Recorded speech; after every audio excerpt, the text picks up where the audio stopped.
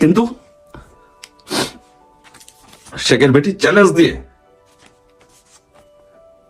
World ব্যাংকের বিরুদ্ধে দাঁড়িয়ে, ইউনুসের বিরুদ্ধে দাঁড়িয়ে আপনাদের জন্য এই পদ্মা সেতু করে দিয়েছে।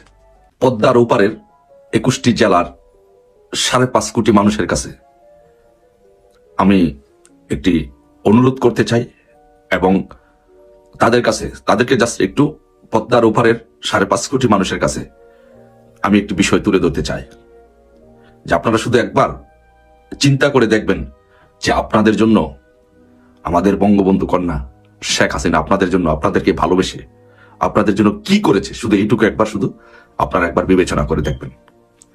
দেখেন, আমি যখন ঢাকা বিশ্ববিদ্যালয়ে পড়তাম, ঢাকা বিশ্ববিদ্যালয়ে পড়ার সুবাদে, ছাত্র রাজনীতি করার সুবাদে আমার বিভিন্ন জেলার মানুষের সাথে যোগাযোগ ছিল, এবং পদ্মার ওপারে বিভিন্ন জেলায় আমার যাতায়াত ছিল।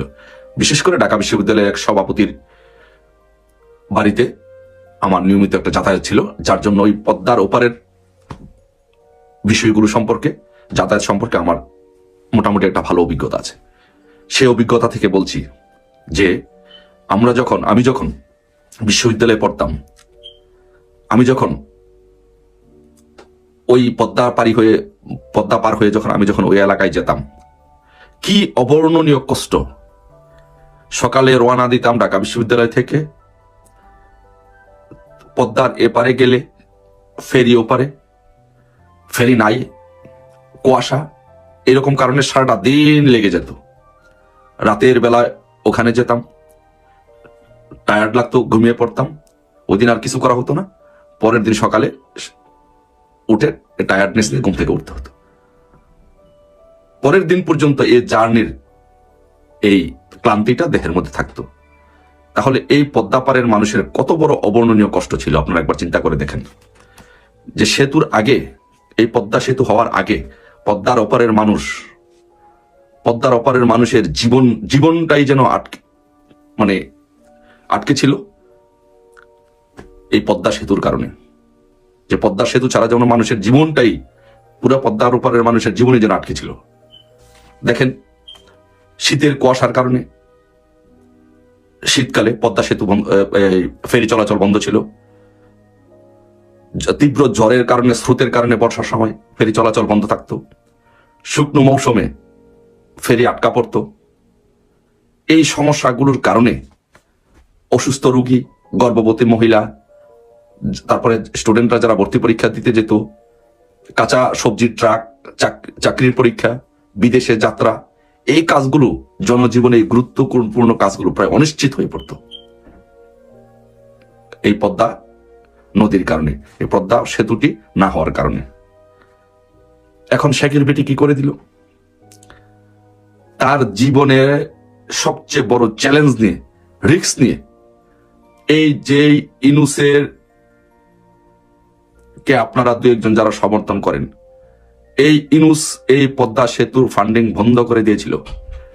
শেখের বেটি সেই চ্যালেঞ্জ মোকাবেলা করে, ওয়ার্ল্ড ব্যাংকে চ্যালেঞ্জ করে নিজস্ব ফান্ডিং এ পদ্মা সেতু করে দিয়েছে আপনাদের জন্য।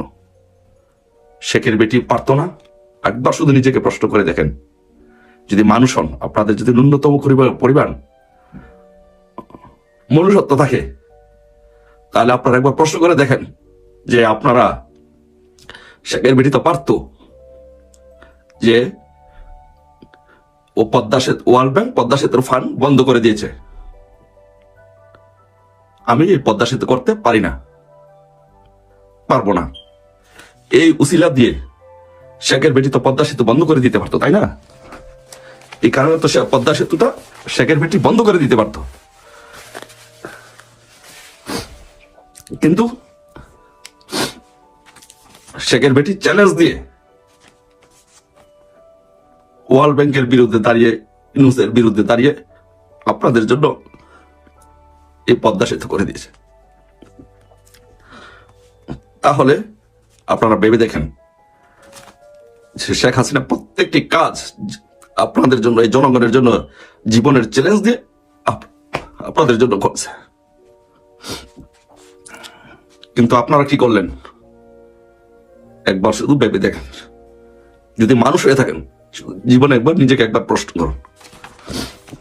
দ্বিতীয়ত, যে পদ্মা সেতু, এলিভেটেড এক্সপ্রেস, কালনা সেতু, বরিশাল বিমানবন্দর, ফরিদপুর বিশ্ববিদ্যালয়, পায়রা পোর্ট, বেনাপোল সহ, পায়রা পোর্ট সহ আপনাদের এই কাজগুলো শেখ হাসিনা আপনাদের করে দিয়ে আপনাদের জীবন মান সবকিছু উন্নত করেছে। এই কাজগুলো শেখ হাসিনা চ্যালেঞ্জ দিয়ে করেছে, না করলেও পারতেন। উনি রাষ্ট্রের উন্নয়ন করতে গিয়ে, দেশের উন্নয়ন করতে গিয়ে অনেক কিছুই করতে পারেন নাই। ইন্টারন্যাশনালি লবিং, এইগুলো অনেক কিছু করতে পারেন নাই। তাই আপনাদেরকে বলবো যে